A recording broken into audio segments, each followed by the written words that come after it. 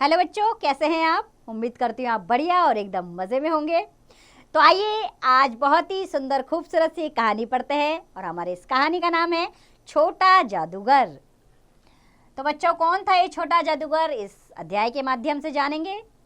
तो बच्चों, प्रस्तुत कहानी एक ऐसे बालक पर आधारित है जो अपनी गरीबी के कारण शिक्षा से वंचित रह जाता है। वंचित यानी कि दूर हो जाता है, वो शिक्षा नहीं ले पाता और अपना जीविका यानी कि महीने में पैसा अर्जित करना, जीविका कमाने के लिए खेल दिखाना आरंभ करता है। संसार में इस तरह के बहुत से बच्चे हैं जो अपनी परिस्थितियों के कारण शिक्षा से वंचित रह जाते हैं। तो आइए इस कहानी को पढ़ें, समझें और इस कहानी के माध्यम से हम क्या कर सकते हैं वो जानें। तो बच्चों, कार्निवल के मैदान में बिजली जगमगा रही थी। हंसी और विनोद का कलनाद गूंज रहा था। हंसी विनोद यानी कि हंसी मजाक का कलनाद यानी कि शोर गूंज रहा था। मैं खड़ा था उस छोटे फुवारे के पास जहां एक लड़का चुपचाप शरबत पीने वालों को देख रहा था। उसके गले में फटे कुर्ते के ऊपर से एक मोटी सी सूत की रस्सी पड़ी थी और जेब में कुछ ताश के पत्ते थे। उसके मुंह पर गंभीर विषाद यानी कि निराशा, गंभीर निराशा के साथ धैर्य की रेखा थी। मैं उसकी ओर ना जाने क्यों आकर्षित हुआ। उसके अभाव में भी संपूर्णता थी। मैंने पूछा, क्यों जी, तुमने इसमें क्या देखा? मैंने सब देखा है। यहाँ चूड़ी फेंकते हैं, खिलौने पर निशाना लगाते हैं और तीर से नंबर छेदते हैं। मुझे तो खिलौनों पर अच्छा निशाना लगाना मालूम है। जादूगर तो बिल्कुल निकम्मा है। उससे अच्छा तो ताश का खेल मैं भी दिखा सकता हूँ, उसने बड़े विश्वास से कहा। उसकी वाणी में कहीं बनावट ना थी। मैंने पूछा, और उस पर्दे में क्या है? तुम वहाँ गए थे? नहीं, मैं वहाँ ना जा सका, टिकट लगता है। मैंने मन ही मन कहा, भाई आज के तुम ही मित्र रहे। उसने कहा, वहाँ जाकर क्या कीजिएगा? चलिए निशाना लगाया जाए। मैंने उससे सहमत होकर कहा, तो फिर चलो पहले शरबत पी लिया जाए। उसने स्वीकार सूचक सिर हिला दिया, अर्थात उसने हामी भर दी शरबत पीने के लिए उस बच्चे ने। मनुष्यों की भीड़ से जाड़े की संध्या भी वहां गर्म हो रही थी। हम दोनों शरबत पीकर निशाना लगाने चले। राह में मैंने पूछा, तुम्हारे और कौन है? माँ और बाबूजी। उन्होंने तुमको यहाँ आने के लिए मना नहीं किया? बाबूजी जेल में हैं। क्यों? देश के लिए, वह गर्व से बोला। और तुम्हारी माँ? वह बीमार है और तुम तमाशा देख रहे हो।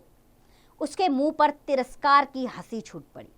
उसने कहा, तमाशा देखने नहीं निकला हूं, कुछ पैसे ले जाऊंगा तो माँ को पथ्य दूंगा, यानी कि उनको सहारा दूंगा।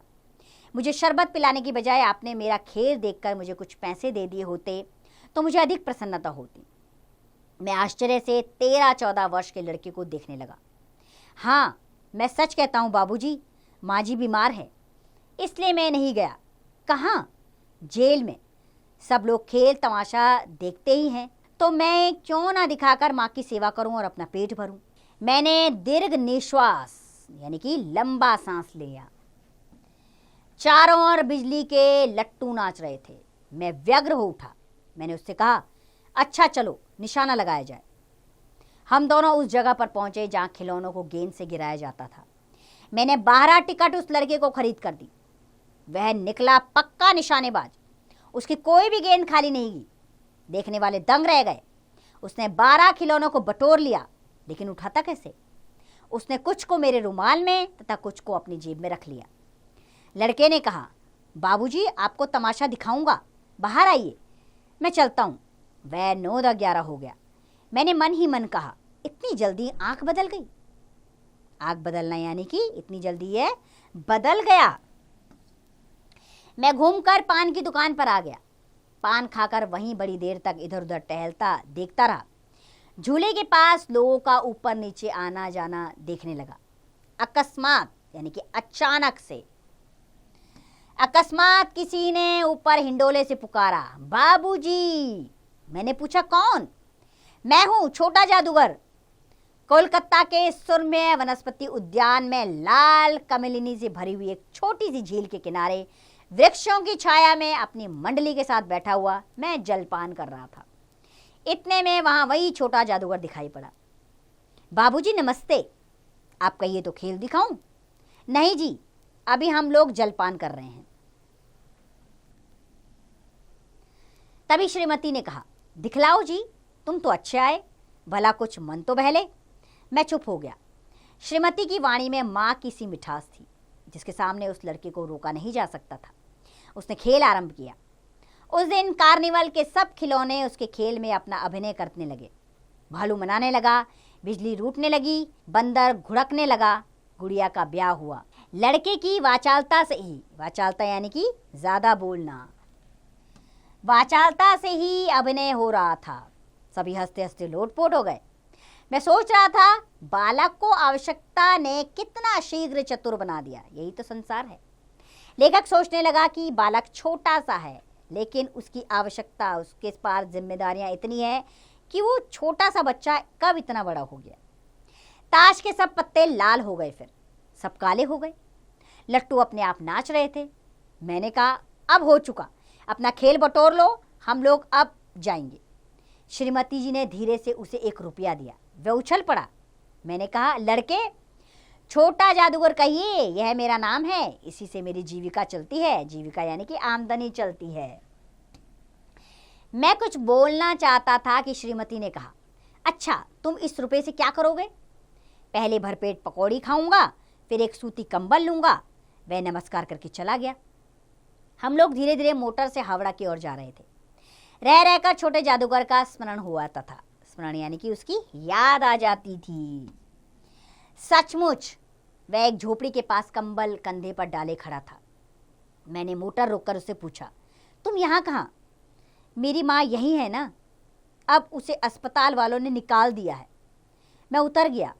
उस झोपड़ी में देखा तो एक स्त्री चिथड़ों से लदी हुई कांप रही थी। छोटे जादूगर ने कंबल ऊपर से डालकर उसके शरीर से चिपटते हुए कहा, माँ। मेरी आंखों से आंसू निकल पड़े। बड़े दिन की छुट्टी बीत चुकी थी। मुझे अपने कार्यालय समय से पहुंचना था। कोलकाता से मन उब गया था। फिर भी चलते चलते एक बार उद्यान को देखने की इच्छा हुई। साथ ही जादूगर भी दिखाई पड़ा तो और भी। मैं उस दिन अकेले ही चल पड़ा। जल्दी लौट आना था। 10 बज चुके थे। मैंने देखा कि निर्मम धूप में सड़क के किनारे एक कपड़े पर छोटे जादूगर का रंगमंच सजा था। मैं मोटर रोककर उतर पड़ा। वहां बिल्ली रूठ रही थी, भालू मनाने चला था, ब्याह की तैयारी थी। पर वह सब होते हुए भी जादूगर की वाणी में वह प्रसन्नता नहीं थी। प्रसन्नता यानी कि वो खुशी उसकी आवाज में नहीं दिखाई दे रही थी। जब वह औरों को हंसाने की चेष्टा कर रहा था, तब जैसे स्वर कांप जाता था, मानो उसके मन में कोई गंभीर दुख हो। मैं आश्चर्य से देख रहा था। खेल हो जाने पर पैसा बटोरकर उसने भीड़ में मुझे देखा। वह जैसे क्षण भर के लिए स्फूर्तिमान हो गया, यानी कि उसके अंदर स्फूर्ति, तेजी आ गई। मैंने उसकी पीठ थपथपाते हुए पूछा, आज तुम्हारा खेल जमा क्यों नहीं? माँ ने कहा था कि आज तुरंत चले आना, मेरी घड़ी समीप है। अविचल भाव से उसने कहा। तब भी तुम खेल दिखाने चले आए? मैंने कुछ क्रोध से कहा। उसने कहा, क्यों ना आता, और कुछ अधिक कहने में जैसे वह अपना अपमान अनुभव कर रहा था। क्षण भर में मुझे अपनी भूल मालूम हो गई। उसके झोले को गाड़ी में फेंककर उसे भी बिठाते हुए मैंने कहा, जल्दी करो। मोटर वाला मेरे बताए पथ पर चल पड़ा। कुछ ही मिनटों में मैं झोपड़ी के पास पहुंचा। जादूगर दौड़कर झोपड़े में माँ माँ पुकारते घुसा। मैं पीछे था, किंतु स्त्री के मुंह से बे निकल कर रह गया। उसके दुर्बल हाथ उठकर गिर गए। जादूगर उससे लिपटकर रो रहा था। मैं स्तब्ध था। उस उज्जवल धूप में समग्र संसार जिसे जादू सा चारों ओर नृत्य करने लगा। ये मार्मिक कहानी लिखी गई है जयशंकर प्रसाद द्वारा, जो बताई जाती है कि जब आपके सिर पर कोई कार्य आ पड़ता है, कोई बोझ आ जाता है, तो आप छोटे नहीं रहते, आप बड़े बन जाते हैं। ऐसा ही था एक छोटा जादूगर। जो निर्धनता के कारण किस प्रकार शिक्षा से वंचित हो गया।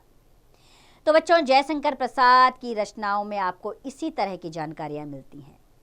एक छोटा सा बच्चा शिक्षा से वंचित हुआ, अपनी माँ से वंचित हुआ, पिता से वंचित हुआ और जीवन में अकेला रह गया, लेकिन उसने जीवन से हार नहीं मानी।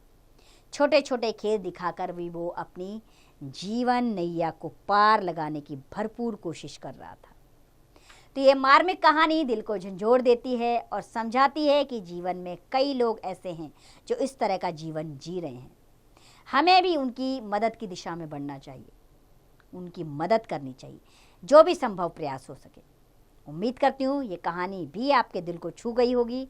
आप भी इससे मिलने वाली सीख को अपने जीवन में अपनाएं और लोगों की मदद के लिए आगे ज़रूर बढ़ें। अब इसका अभ्यास कार्य आप स्वयं करें।